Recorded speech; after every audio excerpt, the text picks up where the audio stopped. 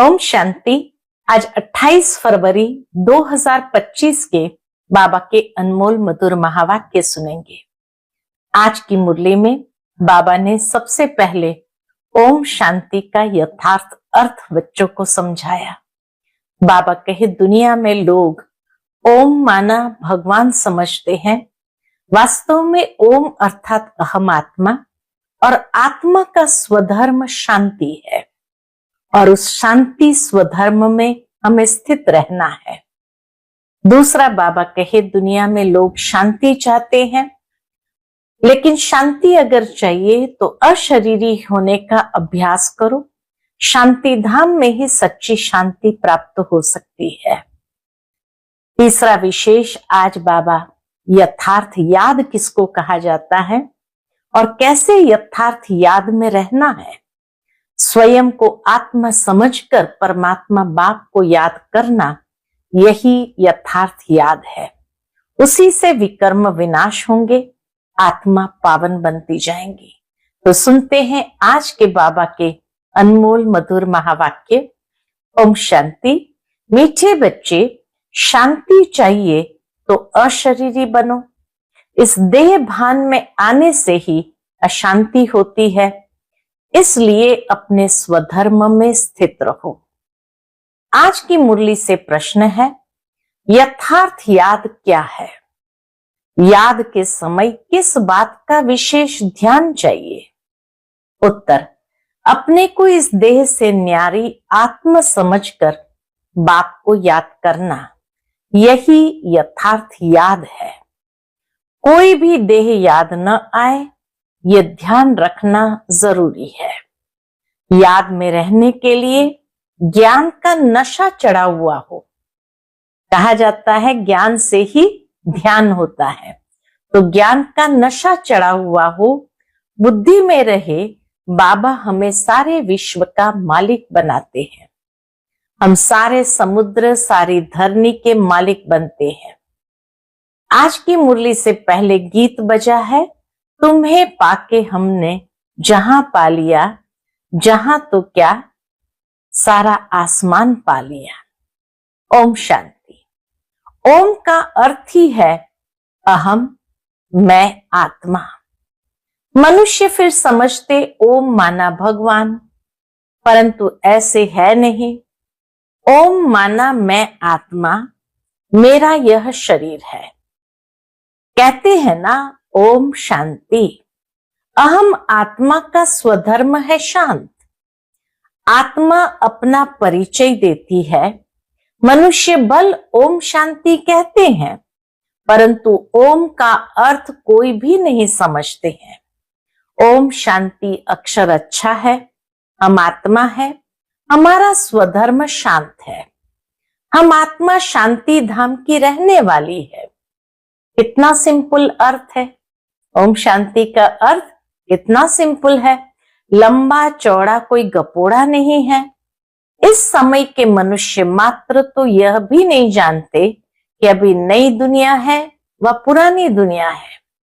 नई दुनिया फिर पुरानी कब होती है, पुरानी से फिर नई दुनिया कब होती है, ये कोई भी नहीं जानते। कोई से भी पूछा जाए दुनिया नई कब होती है और फिर पुरानी कैसे होती है, तो कोई भी बता नहीं सकेंगे।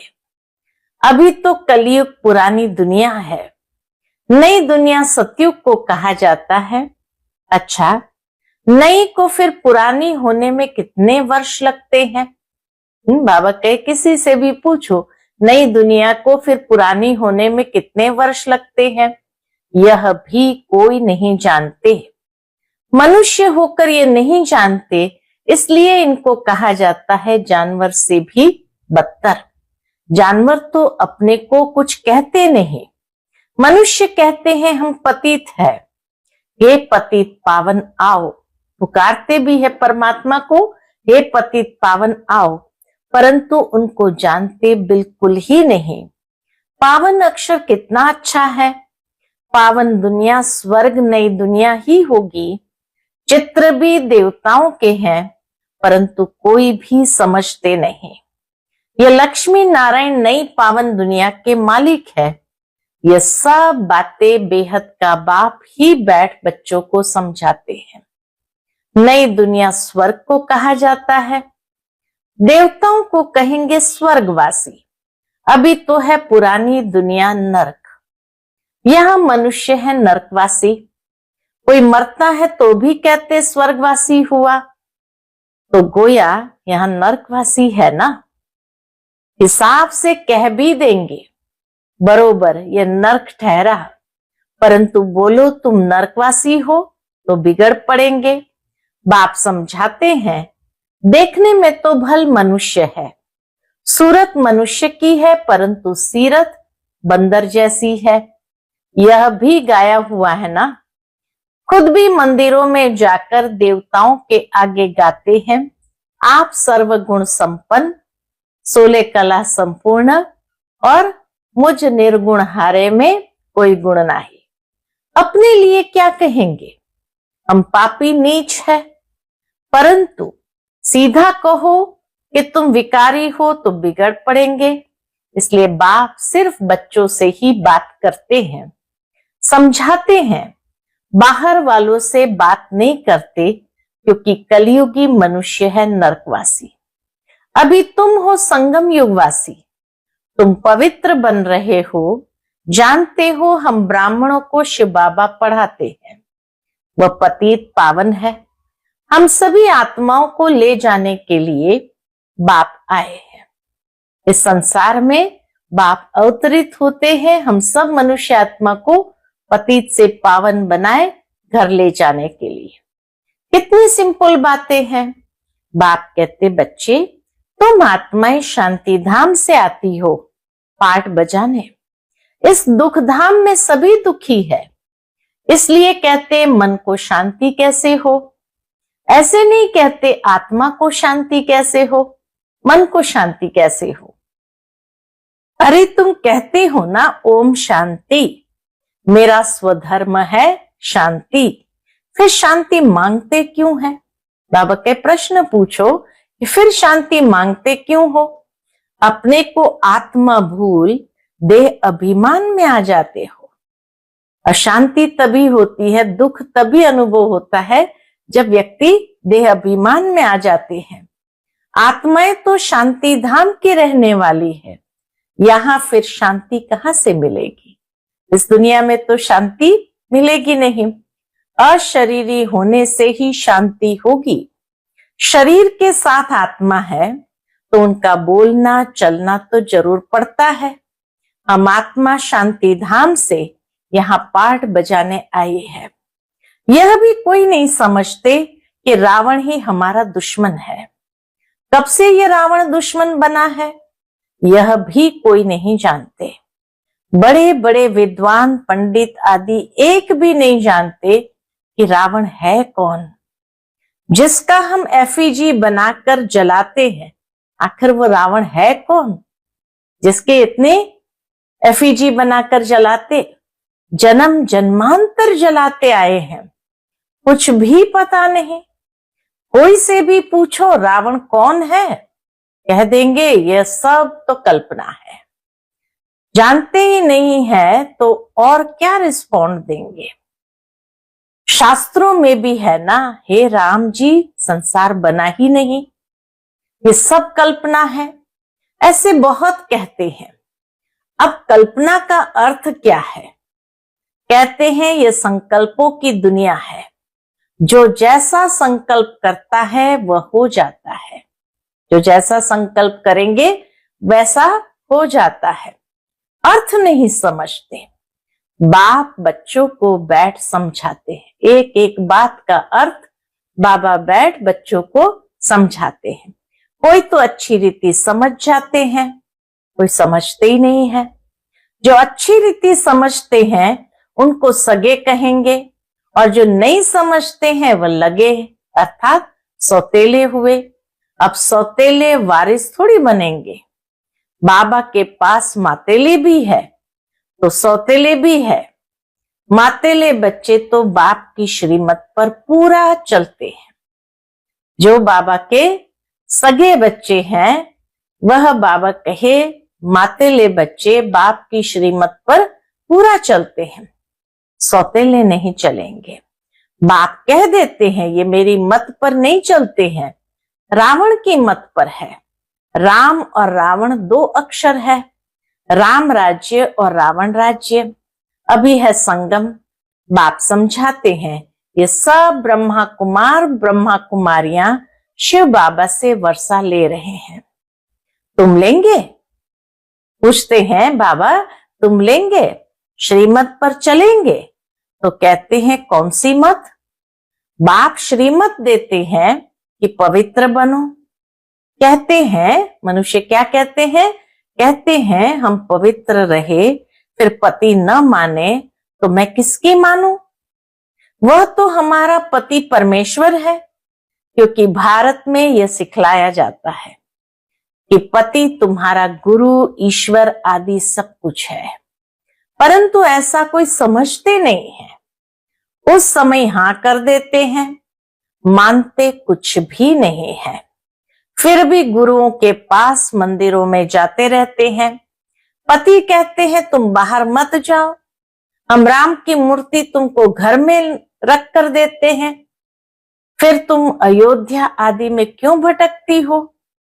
तो मानती नहीं। यह है भक्ति मार्ग के धक्के। वह जरूर खाएंगे, कभी मानेंगे नहीं। समझते हैं वह तो उनका मंदिर है। अरे तुमको याद राम को करना है कि मंदिर को? बाबा के किसको याद करना? राम को याद करना है, मंदिर को याद करना है। परंतु समझते नहीं। तो बाप समझाते हैं भक्ति मार्ग में कहते भी हो हे भगवान आकर हमारी सदगति करो, क्योंकि वह एक ही सर्व का सदगति दाता है। अच्छा वह कब आते हैं यह भी कोई नहीं जानते। बाप समझाते हैं रावण ही तुम्हारा दुश्मन है। रावण का तो वंडर है जो जलाते ही आते हैं लेकिन मरता ही नहीं है। रावण क्या चीज है यह कोई भी नहीं जानते। अभी तुम बच्चे जानते हो हमको बेहद के बाप से वर्षा मिलता है। शिव जयंती भी मनाते हैं, परंतु शिव को कोई भी जानते नहीं है। गवर्नमेंट को भी तुम समझाते हो शिव तो भगवान है, वही कल्प कल्प आकर भारत को नरकवासी से स्वर्गवासी देकर से प्रिंस बनाते हैं, पतित को पावन बनाते हैं। वही सर्व का सदगति दाता है। इस समय सभी मनुष्य मात्र यहाँ है। क्राइस्ट की आत्मा भी कोई न कोई जन्म में यहाँ है, वापस कोई भी जा नहीं सकते। इन सब की सदगति करने वाला एक ही बड़ा बाप है। वह आते भी भारत में है। वास्तव में भक्ति भी उनकी करनी चाहिए जो सदगति देते हैं। वह निराकार बाप यहाँ तो है ही नहीं। बाबा के वह निराकार बाप यहाँ तो है नहीं, उनको हमेशा ऊपर समझकर याद करते हैं। कृष्ण को ऊपर नहीं समझेंगे और सभी को यहाँ नीचे याद करेंगे। कृष्ण को भी यहाँ याद करेंगे। तुम बच्चों की है यथार्थ याद। तुम अपने को इस देह से न्यारा आत्मा समझकर बाप को याद करते हो। बाप कहते तुमको कोई भी देह याद नहीं आनी चाहिए, यह ध्यान जरूरी है। तुम अपने को आत्मा समझ बाप को याद करो। बाबा हमको सारे विश्व का मालिक बनाते हैं, सारा समुद्र, सारी धरनी, सारे आकाश का मालिक बनाते हैं। अभी तो कितने टुकड़े टुकड़े हैं, एक दो की हद में आने नहीं देते हैं। वहां यह बातें होती नहीं। सतयुग में कोई प्रकार की हदें नहीं है। भगवान तो एक बाप ही है, ऐसे नहीं कि सभी बाप ही बाप है। कहते भी है हिंदू चीनी भाई भाई, हिंदू मुस्लिम भाई भाई, परंतु अर्थ नहीं समझते हैं। ऐसे कभी नहीं कहेंगे हिंदू मुस्लिम बहन भाई, नहीं। आत्माएं आपस में सब भाई भाई है, तो आत्मिक नाते से कहते हैं, परंतु इस बात को जानते नहीं है। शास्त्र आदि सुनते सत सत कहते रहते हैं, अर्थ कुछ नहीं। वास्तव में है असत्य झूठ, सच खंड में सच ही सच बोलते हैं। यहाँ झूठ ही झूठ है, इसलिए इसको कहते हैं झूठ खंड। यहाँ झूठ ही झूठ है, बाकी सच खंड में सच ही सच है। कोई को बोलो कि तुमने झूठ बोला तो बिगड़ पड़ेंगे, तुम सच बताते हो तो भी कोई तो गाली देने लग पड़ते हैं। बाबा कहे तुम सच बताते हो तो भी कोई तो तुमको गाली देने लग पड़ेंगे। अब बाप को तो तुम ब्राह्मण ही जानते हो, तुम बच्चे अभी दैवी गुण धारण करते हो। तुम जानते हो अभी 5 तत्व भी तमो प्रधान है। आजकल मनुष्य भूतों की पूजा भी करते हैं, भूतों की ही याद रहती है। बाप कहते अपने को आत्मा समझ, मामेकम याद करो, भूतों को मत याद करो। गृहस्थ व्यवहार में रहते हुए बुद्धि का योग बाप के साथ लगाओ। अब देही अभिमानी बनना है। जितना बाप को याद करेंगे तो विकर्म विनाश होंगे। ज्ञान का तीसरा नेत्र तुमको मिलता है। अभी तुमको विकर्माजीत बनना है। वह है विकर्माजीत संबंध और यह है विकर्मी संबंध। तुम योग बल से विकर्मों पर जीत पाते हो। भारत का योग तो मशहूर है, मनुष्य जानते नहीं है। सन्यासी लोग बाहर में जाकर कहते हैं कि हम भारत का योग सिखलाने आए हैं। उनको तो पता नहीं यह तो हठयोगी है। बाबा कहे वो बाहर वाले क्या जाने कि ये कौन सा योग सिखाते हैं, ये जानते नहीं कि ये तो हठयोगी है, वह राज योग सिखला न सके। तुम राज ऋषि हो, वह है हद के सन्यासी, तुम हो बेहद के सन्यासी। रात दिन का फर्क है। तुम ब्राह्मणों के सिवाय और कोई भी राजयोग सिखला न सके। यह है नई बातें, नया कोई समझ न सके, इसलिए नए को कभी अलाउ नहीं किया जाता। बाबा की इस इंद्र सभा में नए को अलाउ नहीं किया जाता है। ये इंद्र सभा है ना, इस समय है सब पत्थर बुद्धि। सतयुग में तुम बनते हो पारस बुद्धि। पत्थर बुद्धि से पारस बुद्धि बनाने वाला है एक बाप। अभी है संगम, पत्थर से पारस सिवाय बाप के कोई बना न सके। तुम यहां आए हो किस लिए? बाबा कहे तुम यहां आए हो पारस बुद्धि बनने के लिए। बरोबर भारत सोने की चिड़िया थी ना, इतना ऊंचा भारत का स्थान था, सोने की चिड़िया थी। ये लक्ष्मी नारायण विश्व के मालिक थे ना, ये कभी राज्य करते थे, यह भी किसको पता थोड़ी है कि लक्ष्मी नारायण का राज्य कब था, सारी दुनिया पर कैसे राज्य किया और कैसे उस राज्य को प्राप्त किया, यह भी बाबा कहे कोई नहीं जानते हैं। आज से 5000 वर्ष पहले इन्हों का राज्य था। फिर क्या हुआ? बाबा कहे फिर ये कहां गए? तुम बता सकते हो। कहां गए लक्ष्मी नारायण? तुम बता सकते हो। 84 जन्म भोगे। जैसे ही सतयुग में आए फिर धीरे धीरे 84 जन्म भोगे। अभी तमो प्रधान है, फिर बाप द्वारा सतो प्रधान बन रहे हैं। तत्वम, जैसे ये लक्ष्मी नारायण की कहानी, वैसे बाबा कहे तत्वम तुम्हारी भी वैसी है। ये नॉलेज सिवाय बाप के साधु संत आदि कोई भी दे न सके। वह है भक्ति मार्ग और यह है ज्ञान मार्ग। तुम बच्चों के पास जो अच्छे अच्छे गीत है उन्हें सुनो तो तुम्हारे रोमांच खड़े हो जाएंगे, खुशी का पारा एकदम चढ़ जाएगा। फिर ये नशा स्थायी भी रहना चाहिए। यह है ज्ञान अमृत। वह शराब पीते हैं तो नशा चढ़ जाता है, यहां यह तो है ज्ञान अमृत। तुम्हारा नशा उतरना नहीं चाहिए। ज्ञान अमृत का नशा बाबा कहे नीचे उतरना नहीं चाहिए, सदैव चढ़ा रहना चाहिए। तुम इन लक्ष्मी नारायण को देख कितने खुश होते हो। जानते हो हम श्रीमत से फिर श्रेष्ठाचारी बन रहे हैं। यहां देखते हुए भी बुद्धि योग कहाँ होना चाहिए। बाबा के यहाँ देखते हुए भी बुद्धि योग बाप और वर्षे में लगा रहे। अच्छा, मीठे मीठे सिकिलते बच्चों प्रति माता पिता बाप दादा का याद प्यार और गुड मॉर्निंग। रूहानी बाप की रूहानी बच्चों को नमस्ते। हम सभी रूहानी बच्चों की रूहानी माता पिता बाप दादा को याद प्यार, गुड मॉर्निंग और नमस्ते। नमस्ते। शुक्रिया बाबा, शुक्रिया। आज की मुरली से धारणा के लिए मुख्य सार। पहली पॉइंट, विकर्माजीत बनने के लिए योग बल से विकर्मों पर जीत प्राप्त करनी है। यहां देखते हुए बुद्धि योग बाप और वर्षे में लगा रहे। दूसरी पॉइंट, बाप के वर्षे का पूरा अधिकार प्राप्त करने के लिए मातेला बनना है। एक बाप की ही श्रीमत पर चलना है। बाप जो समझाते हैं वह समझकर दूसरों को समझाना है।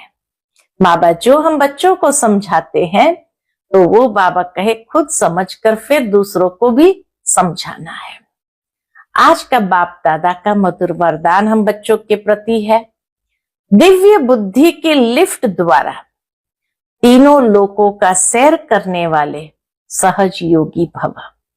दिव्य बुद्धि के लिफ्ट द्वारा तीनों लोकों का सैर करने वाले सहज योगी भव। संगम युग पर सभी बच्चों को दिव्य बुद्धि की लिफ्ट मिलती है। इस वंडरफुल लिफ्ट द्वारा तीनों लोकों में जहां चाहो वहां पहुंच सकते हो। सिर्फ स्मृति का स्विच ऑन करो तो सेकंड में पहुंच जाएंगे और जितना समय जिस लोक का अनुभव करना चाहो उतना समय वहां स्थित रह सकते हो। इस लिफ्ट को यूज करने के लिए अमृत वेले केयरफुल बन स्मृति के स्विच को यथार्थ रीति से सेट करो। अथॉरिटी होकर इस लिफ्ट को कार्य में लगाओ तो सहज योगी बन जाएंगे। मेहनत समाप्त हो जाएगी। आज का स्लोगन है, मन को सदा मौज में रखना यही जीवन जीने की कला है। मन को सदा मौज में रखना यही जीवन जीने की कला है। क्योंकि आज के मनुष्य जीवन में मौज समाप्त और मूंज ज्यादा है, कंफ्यूजन ज्यादा है। मूंज के कारण जीना ही भूल गया है। उदासी गम जैसे घेर चुका है। इसलिए बाबा कहे सदा मौज में रहना यही जीवन जीने की कला है। आज के अव्यक्त इशारा, एकांत प्रिय बनो, एकता और एकाग्रता को अपनाओ। एकांतवासी का डबल अर्थ है, सिर्फ बाहर की एकांत नहीं लेकिन एक के अंत में खो जाना एकांत। नहीं तो सिर्फ बाहर की एकांत होंगी तो बोर हो जाएंगे, कहेंगे पता नहीं दिन कैसे बीतेगा। लेकिन एक बाप के अंत में खो जाओ, जैसे सागर के तले में चले जाते हुए तो कितना खजाना मिलता है, ऐसे एक के अंत में चले जाओ अर्थात बाप से जो प्राप्तियां हुई है उसमें खो जाओ। अच्छा, ओम शांति।